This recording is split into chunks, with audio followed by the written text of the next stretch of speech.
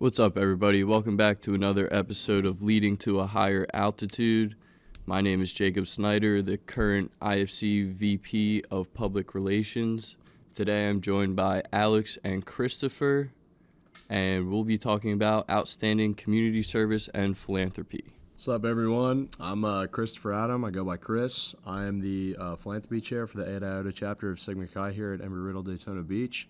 Our philanthropy that we support at the Huntsman Cancer Institute, and I'm really looking forward to this year. How's everyone doing? My name is Alex Della Penna. I'm the current chapter president of Phi Gamma Delta, or Fiji. Our international headquarters recognizes the USO, or United Service Organization, as our philanthropy. And we also do a lot locally with the Daytona Dream Center, which serves underprivileged families in the Daytona Beach area. All right, to start it off, I'm going to ask you guys, what would you say your most impactful service project or philanthropy event is, and why? So I'll start by taking this one. I think one of the biggest philanthropy projects that any Sigma Chi chapter does throughout the world is definitely Derby Days. So Derby Days is Sigma Chi's version of like a week-long competition, and if I'm correct in saying this, I believe that it was Sigma Chi that kind of started the whole week-long competition thing. I don't remember exactly what chapter that it was at. But Derby Days is pretty widely recognized as a really big event. It's a huge setup, it takes months to prepare and plan for an event like that. But I think one of the things it really does for the FSL community, not just our Sigma Chi chapter, is it tries to bring people together in a lot of ways. The Huntsman Cancer Institute helps people. It does research and treatment of people who are suffering from cancer, which I think is a very common thing in the world today. I believe that there's going to be 12 million Americans that will be diagnosed with cancer this year. And I've been doing some research on it just so I can get a deeper understanding of it when I'm talking to people about our philanthropy.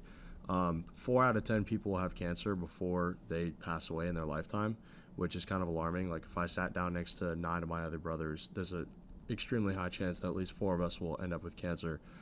So it's something that really deeply affects a lot of communities, and it's not something that has boundaries, whether it's just, fraternity life or sorority life or just Sigma Chi. It's something that affects a lot more people than that. So we like to do our best to raise as much money as we can to help support Huntsman and what they do, and hopefully seek and search for a cure to the end of cancer. So for Fiji, we have something pretty similar to Sigma Chi with Derby Days. Ours is called Island Week. It's also roughly a week-long fundraising competition focused on community, and all the money we raise goes to the USO, which supports veterans and military personnel and their families in and out of service. You might see a USO office or area within most big airports. It's used as a place for traveling military members and their families to kind of rest, relax, get some free food or beverages if they need it.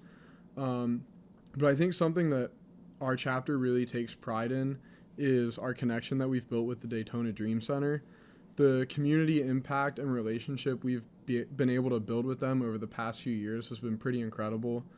What Daytona Dream Center does is they offer after-school programs for their students in underprivileged areas of Daytona Beach, along with providing packed meals and clothes that come from donations as well. Another thing that we like to do with our chapter is we'll invite some of their younger students over to our Embry-Riddle campus to give them tours, play basketball, bring them to the Division II basketball games here as well, get them some free food, and just hang out and have a good time. It's been really awesome to get feedback from them as well, seeing the way these kids smile when they come see us, just go to hang out with them or help them with homework after school, gives them something to do, get their mind off whatever situation they might be in. And we've also recently been awarded a plaque of achievement, essentially, from the people that run the Daytona Dream Center for the countless hours of service that we've put in over the years with them. That's awesome to hear. Both chapters really put in a lot of time and effort to make sure that what they're doing is meaningful, and that speaks volumes about the types of chapters that they run. But in order to put on these events or run these things, how do you get the entire chapter involved? Are there any specific strategies, or what's the game plan? So I think this is definitely something that a lot of kind of philanthropic events like struggle with throughout the IFC community and the FSL community here at Riddle, just because a lot of people are really busy with their flight schedules, their work schedules, whatever may it be. But there are two things that I kind of use to my advantage when it comes to bringing people, whether it be in my chapter or outside of my chapter, in to help us. So the first of which is like empathy. I have kind of a personal story about like Huntsman Cancer Institute. So like I try to explain that to people, and I try to tell them like, you know, that I was actually able to see the Cancer Institute and see like the work that Sigma Chi puts in and like what it physically makes and how it physically helps people. When I was there, I was able to meet a lady who had survived cancer and beaten cancer based off of donations that Sigma Chi's had made to the Institute, which is really powerful. But then I came to find out a little bit later that my brother was actually a Huntsman kid before I was born. So he was born with a very rare type of disease. Fortunately not cancer, but it was like so rare that they didn't really know how to treat it, so they were treating it like leukemia. And Huntsman ended up basically providing research to the doctors and the clinicians that were taking care of my brother and said like, hey, you know, this isn't cancer, look in a different direction. So while they might not have treated my brother directly, they ended up kind of saving his life in that way because, you know, if he would have gone through chemotherapy, other things like that, it would have worsened his condition. So I kind of use things like that to kind of pull in my chapter especially. I think that when you like let people understand your why and tell them about like why you're doing the things that you're doing, why you're supporting the causes that you support, it makes it a lot more personal. Like part of my like not job per se, but it's just something that I've kind of gone out to do in the FSL community is I've been scheduling like visits with all the different chapters around campus, and I find out their why about what they do for their philanthropy, and then I explain to them my why as to what I do for mine. So it kind of makes it more personal because when I have to go ask for the support of my chapter to come out to an event, or if I have to ask for my chapter's help to go support a different philanthropy event, whether it be something like what Fiji does with Island Week or, you know, a sorority philanthropy week, whatever it may be, it helps because I'm able to tell the stories of their why as well as mine. So it's like, hey, give back to these people who give back to us, support the people that you know, rather than it just be like a faceless cause. And then the second thing is competition. So I like my chapter is big on just having friendly competition with each other, especially between like the different pledge classes, whether it be like the old guys versus the new guys. So I kind of use that to my advantage, and I set little goals for them. I kind of give little incentives or prizes, or, you know, whether it be even over something as stupid as bragging rights. Competition breeds excellence. So when I get these guys kind of, you know, riled up and not angry at each other, but, you know, in that little friendly competition kind of mood, they just want to go and they want to take it and run with it just so they can beat the other people. And as long as we're doing what we need to do, we can always have some fun at it. So the competition really helps, especially when it's just between the guys. Yeah, I 100% agree with Chris on focusing on the why really makes whatever philanthropy or community service you're doing more personal. Rather than just doing it because you have a chapter requirement to do X amount of hours each semester, and doing it for personal recognition kind of defeats the purpose of it and makes it seem more like a job or a task you have to do rather than something you want to do and feel pride in doing. So part of that, I think, is built over time with culture as well. Having your chapter get involved over time to build a culture of service within your chapter. Fiji, for us, we've been able to win the Outstanding Community Service Award in FSL the past few years, which has been incredible. But again, that's not really why we do it. We more do it for the impact we can make on others. And it really is a fun time doing service, which is another thing. Like, making fun events and finding different things kind of outside of the box is a really good way for us to build that culture, by making it more than just going out and, you know, cleaning up a street or picking up trash along your neighborhood, and like going out and getting to meet people and hang out with people of different backgrounds than you really makes it enjoyable. And also having motivated and accountable chairmen, like Chris, it seems like he's crushing it over there with Sigma Chi. Finding brothers or sisters in your chapter, whatever it may be, to find ways to get everyone in your chapter involved. We also use, target setting or goals and achievements, along with like little remedial awards that also produce competition. And, you know, being a bunch of fraternity men, we always want to strive to push each other to be better. So by kind of rubbing it in your brother's face that, hey, I have 2 more hours than you do this week or this semester, it's going to get them fired up. And then other brothers are going to see that And then you're going to get massive groups of guys going out to community service events that either your chapter is or isn't sponsoring. A lot of the stuff that we get for our hours is outside of chapter organized events, and I think it really speaks volumes to the culture we've been able to create over the years. Those are two awesome answers. It really makes a lot more sense now of why you guys, both chapters, have such successful community service and philanthropy. Like, getting everybody involved and giving them a reason to be involved is huge in accomplishing your philanthropic goals.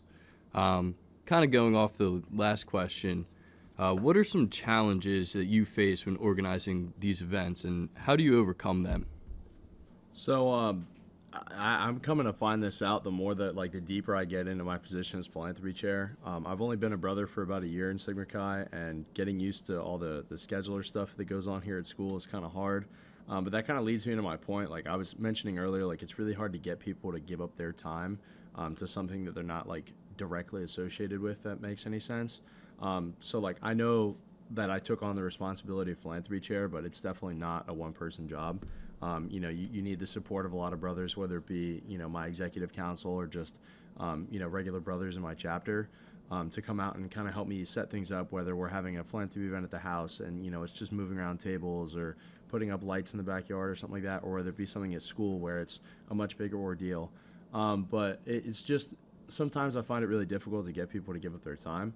Oftentimes there are always brothers that come out to help, but sometimes it's just, you just can't make ends meet. Like, I know that probably 90% of my chapter is in a similar situation to me, but, like, I'm in, like, 16 credits right now. I'm a flight student, so I have a flight block every day or every other day. I work 2 jobs, and I'm on the executive council, so, like, it really is hard to give up time. But usually with the time that people have, they tend to just make it work. And, like, if I need 10 people for something and I only get 5 to show up, they'll usually work twice as hard just so that they can make it as good of an event as it can be. But that's pretty much the only troubles that I've encountered with my job so far. Yeah, Chris, I agree with you. Really nailed that one on the head. It really is kind of a struggle to get people to give up their time and just get them to sign up for events. Something that we do is once you sign up for an event, it becomes mandatory. So either you have to be there or you need to find someone else to take your spot. And I think that's been a good way to mitigate that and actually get numbers out to events. But yeah, it really is tough getting people to sign up, especially if it's a weekend event. Like Saturday at 8 a.m., how many brothers really want to get up and go do food packing or clothes sorting down at a church after, going out on Friday or having a really long week of school? It is tough, but once we've gotten people out to these events and they see how much fun it can be and how much of an impact they can make, it does kind of make them realize that, hey, maybe an hour and a half of my time on a Saturday or Sunday morning isn't that big of a deal, and it is actually bigger than me and the hour of time I'd be using to sleep or just sit and rot away in my house. That's fair. Yeah, I feel like a lot of chapters can relate to that.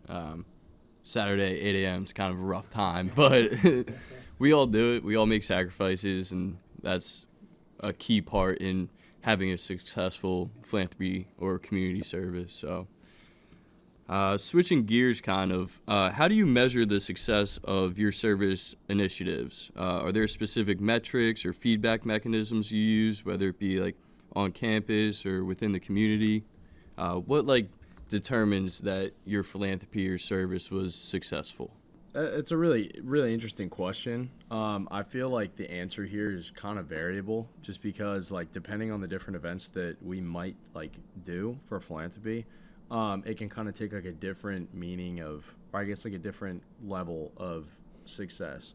Like, if I was doing a raffling event at school throughout a week and we were trying to, raffle off something, I would expect maybe $500 to $1,000 in profit if it's a really good item that a lot of people would want. And I would consider that to be a really successful event if we actually hit those numbers, just because of the fact that, it's kind of a minimal effort. We have to spend, probably a couple $100 to set up something that's worth it. But on the other hand, if I was setting up an event, for example, Sigma Chi is trying to set up an Oktoberfest event in a couple weeks here for the end of October. To be honest, I have no idea how much money we plan to make for philanthropy from that. But like the margins of success can kind of vary. Like I would expect that we hopefully make like at least $1,000 or like $1,500 for that to be a successful event, just because a lot of back work has gone into it. Same thing with something like Derby Days, like where it takes months of planning to set up and get everything scheduled. We would expect the numbers to be a lot higher. And it sounds kind of like bad to say that a lot of our numbers are based off of or a lot of our like indicators of success are based off of money. But it is something that like we really try to achieve. Sigma Chi on an international level, like they really try to highlight the chapters who raise a lot of money.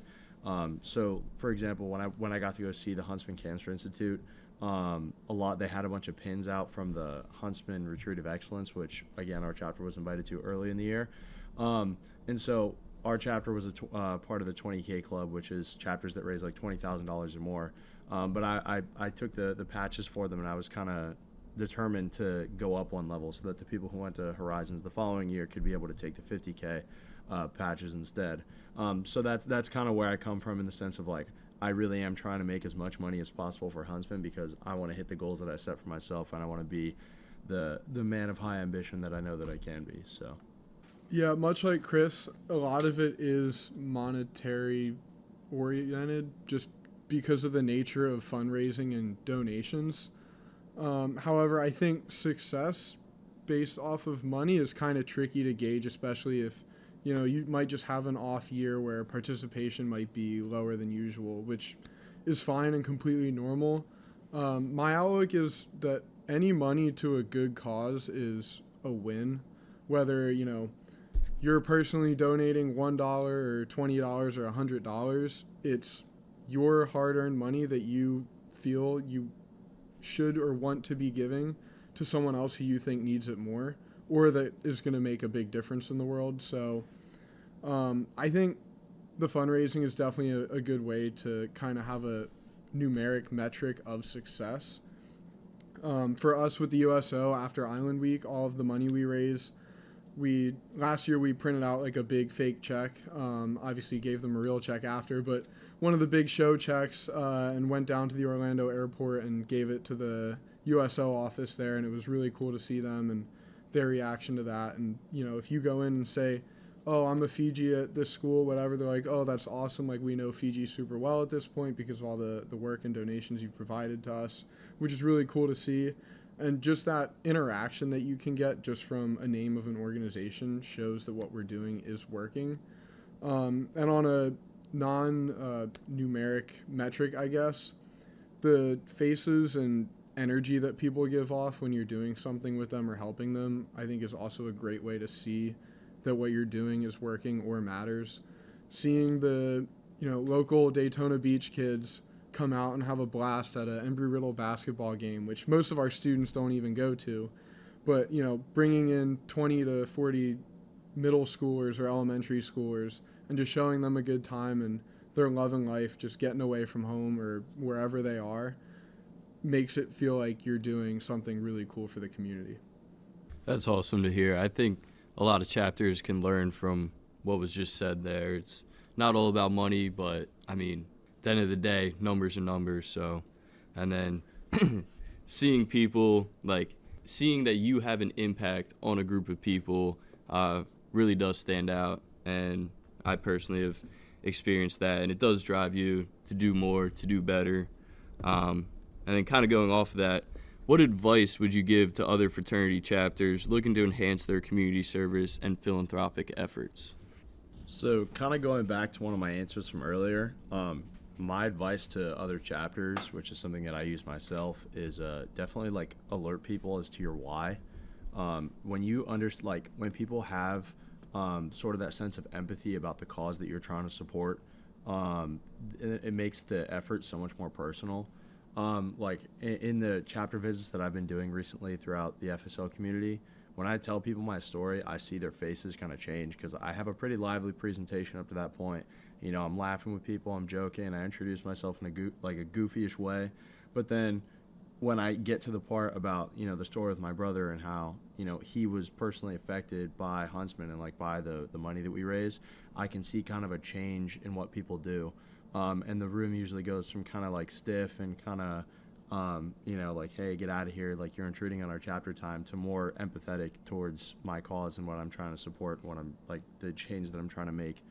So if you like alert people to your why and you show them like what you're trying to do, what the difference is, and that you like, I don't know, you wearing your letter shouldn't be like a disparaging thing, especially when it comes to philanthropy, because at the end of the day, we're all humans and we're all supporting causes that benefit, humanity, not Sigma Chi, not Fiji, not any of the other organizations, It's not a competition in that way kind of thing. It's just hey, come support us because we're trying to support something bigger than ourselves. So when you let people know your why, it just makes them a lot more prone to be in a position to do that. Yeah, I really like that point you made about the competition note of like wearing your letters. I think your chapter organization can win a big philanthropy event, but at the end of the day, you're giving the other organization that's putting it on and their philanthropy the win.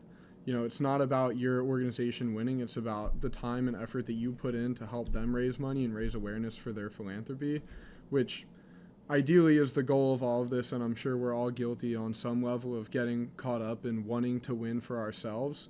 But when you go back to the stories that like Chris has and other chapter members from different sororities and fraternities on campus, a lot of people do have very personal connections to their philanthropies, and it's a really big recruitment factor that draws people in.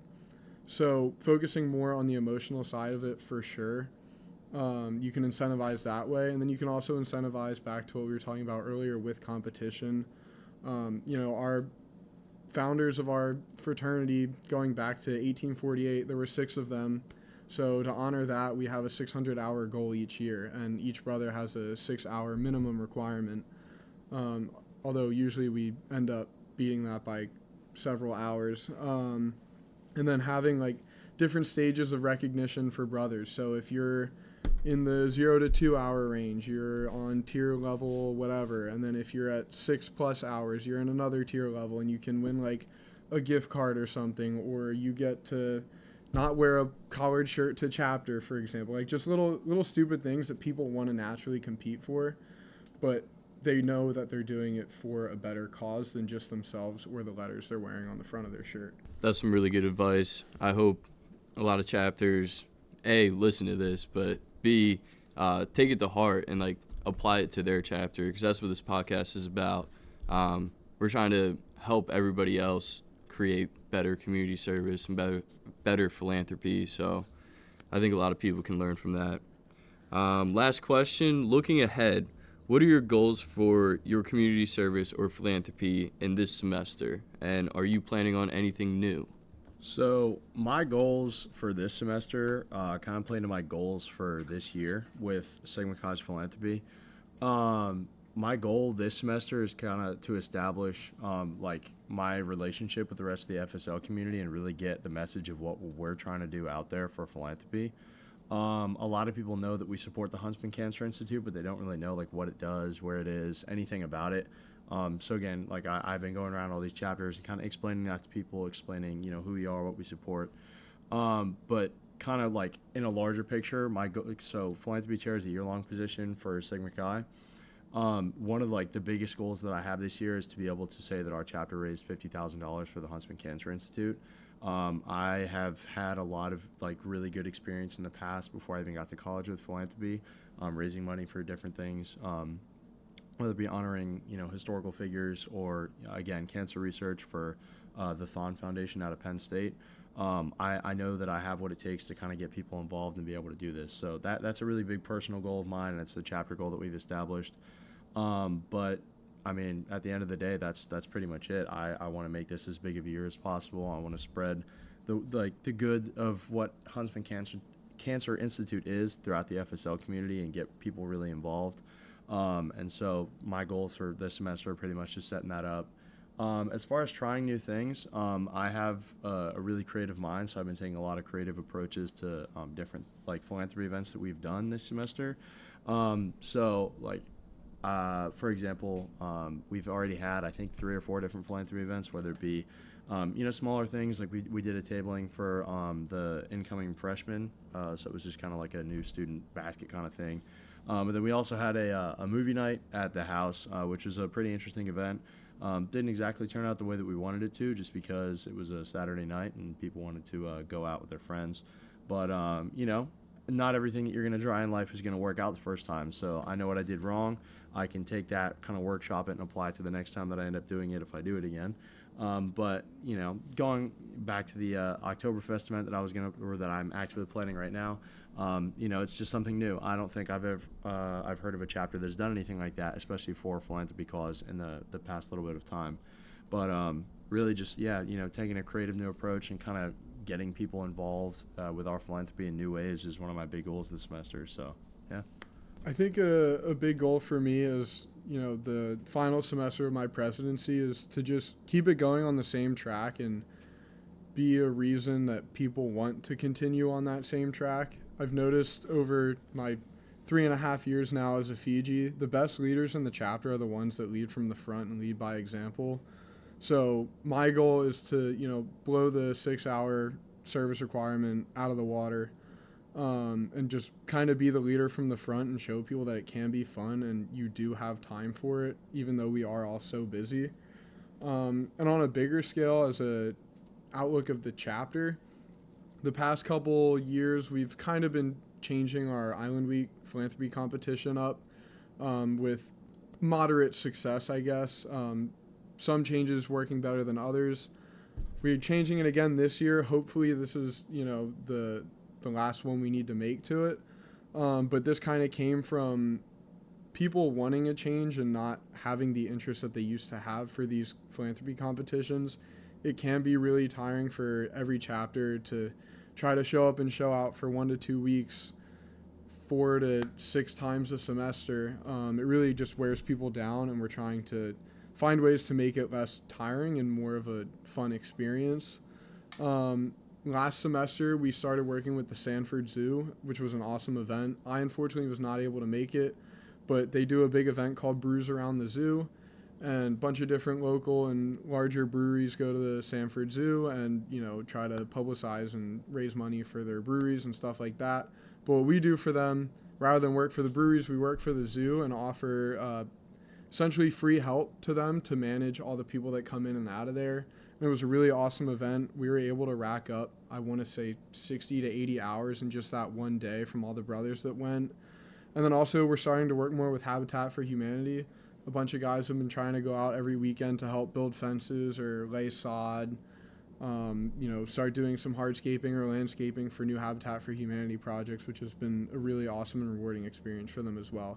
So again, back to a point I made earlier, just trying to keep it fun, change it up, think outside the box when we can, and just continue to find new and exciting ways to continue our service goals. Thank you guys for taking time out of your Sunday over fall break to sit down and answer some questions that I have. I hope a lot of fraternities can learn from this, apply it to their chapters. I think it was a really good conversation, and I'll catch you guys on the next one.